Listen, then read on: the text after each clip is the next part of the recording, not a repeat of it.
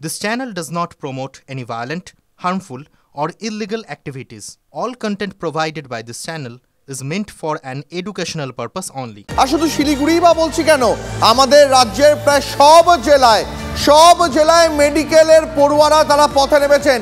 আপনাদের একসঙ্গে সেই সব জায়গার ছবি দেখাচ্ছি। মুর্শিদাবাদের ছবি দেখাচ্ছি আপনাদের। সেখানেও গত 48 ঘন্টারও বেশি সময় ধরে প্রতিবাদ, অবরোধ, বিক্ষোভ চলছে। আপনাদের দেখাচ্ছি বাঁকুড়ার ছবি, বাঁকুড়া মেডিকেল কলেজে, সেখানেও তিলোত্তমার বিচার চেয়ে ধর্নায় বসেছেন পড়ুয়ারা। আপনাদের সেই সব ছবি দেখাচ্ছি এক এক করে। রাজ্য জুড়ে দিকে দিকে প্রতিবাদে, তিলোত্তমার বিচার চেয়ে আন্দোলনে ডাক্তারি পড়ুয়ারা। মুর্শিদাবাদ মেডিকেলের ছবি দেখাচ্ছি। মুর্শিদাবাদ মেডিকেল কলেজ হাসপাতালের এমার্জেন্সির সামনে অবস্থান, বিক্ষোভ চলছে।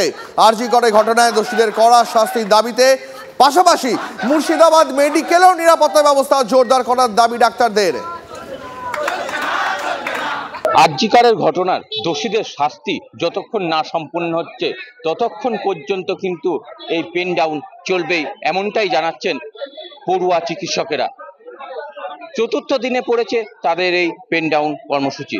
তারা তাদের দিদির যারা দোষী তাদের শাস্তির দাবি জানিয়েছেন। আমাদের মেইন দাবি যেটা ছিল as a part of this fraternity, যে দিদির সাথে যে ক্রাইম হয়েছে তার জাস্টিসে তখনই কমপ্লিট হবে যেখানে এক বা একাধিক যত দোষ হয়েছে সবাই শাস্তি পাবে। আমাদের এখনোই পিসফুল প্রোটেস্ট চলছে, ততক্ষণ চলবে যতক্ষণ না এই জাস্টিস পুরোপুরি কমপ্লিট হবে, সব দোষীরা শাস্তি হবে ততক্ষণ।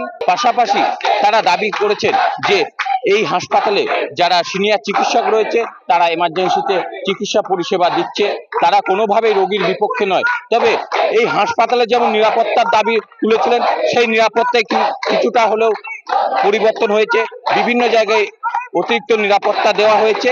সেই জায়গায় তারা যে দাবি তুলেছেন সেই দাবি মেনে নিয়েছেন হাসপাতাল কর্তৃপক্ষ। পাশাপাশি যারা দোষী রয়েছে আরজিকর কাণ্ডে তাদেরও শাস্তি যতক্ষণ না হচ্ছে ততক্ষণ পর্যন্ত তাদের এই ধর্ণা চলবে। মুর্শিদাবাদ থেকে ক্যামেরায় সিদ্ধার্থ সাথে কৌশিক, টিভি9 বাংলা। মুর্শিদাবাদের পাশাপাশি আপনাদের দেখাবো বাঁকুড়া সম্মিলনী মেডিকেল কলেজের ছবিও। 4 দিন ধরে সেখানেও চলছে প্রতিবাদ আন্দোলন। সকাল থেকে মেডিকেল কলেজের মেইন বিল্ডিং এর সামনে অবস্থান বিক্ষোভে পড়ুয়া চিকিৎসকরা। কলকাতা আরজিকর মেডিকেল কলেজে পড়ুয়া চিকিৎসকের রহস্য মৃত্যুর ঘটনায় নিজেদের অবস্থানে এখনও পর্যন্ত অনড় বাঁকুড়া সম্মেলনী মেডিকেল কলেজ হাসপাতালে আন্দোলনরত চিকিৎসক পড়ুয়ারা। দেখা যাচ্ছে যে আজ চতুর্থ দিনে বাঁকুড়া সম্মেলনী মেডিকেল কলেজের যে মেন বিল্ডিং রয়েছে সেই মেন বিল্ডিংয়ের সামনে চিকিৎসক পড়ুয়া যারা রয়েছেন তারা কিন্তু এখনও পর্যন্ত তারা অবস্থানে বসে রয়েছেন। তাদের যেটা দাবি, এই আরজিকর মেডিকেল কলেজে যেভাবে চিকিৎসক পড়ুয়ার রহস্য মৃত্যু হয়েছে সেই ঘটনার প্রকৃত তদন্ত এবং এই ঘটনায় যদি আরও কেউ দোষী থেকে থাকে তাদের দ্রুত চিহ্নিত করে কঠোরতম শাস্তি দিতে হবে এবং যতক্ষণ পর্যন্ত সেটা না হচ্ছে ততক্ষণ পর্যন্ত তারা এই আন্দোলন অব্যাহত রাখবেন, অন্তত তেমনটাই বলছেন।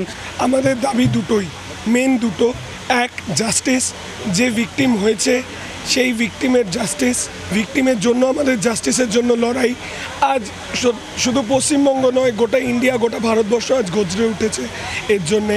এবং দ্বিতীয় হচ্ছে নিজেদের সুরক্ষা, নিরাপত্তা, শুধু নিজেদের নয় পেশেন্টের, সকলের, যারা রাত্রিবেলা নিজেদের প্রাণে ঝুঁকি নিয়ে হাসপাতালে থাকে। হাসপাতালের অবস্থা আপনারা দেখতেই পাচ্ছেন, সেখানে নিরাপত্তা বাড়ানো, সিসিটিভি লাগানো, এই আমাদের দাবি। আমাদের যেটা মূল কথা, আমাদের যেটা আন্দোলনের মূল লক্ষ্য, যে অপরাধীর শাস্তি চাই। আর দ্বিতীয় জিনিস, আমাদের কলেজের মধ্যে যেন ঠিকঠাক স্ট্রাকচার গড়ে ওঠে, যেন সিকিউরিটি সার্ভিসেস সব ঠিকঠাক হয়।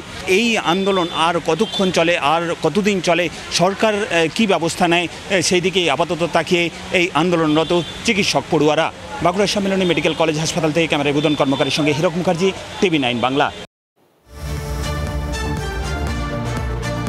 তিলোত্তমার ওপর পাশবিক অত্যাচারের ঘটনায় তোলপাড় গোটা রাজ্য জুড়ে। আরজিকর কাণ্ডের পর এবার মুখ খোলার সাহস দেখালেন মেদিনীপুর মেডিকেল কলেজের মহিলা জুনিয়র চিকিৎসকরাও।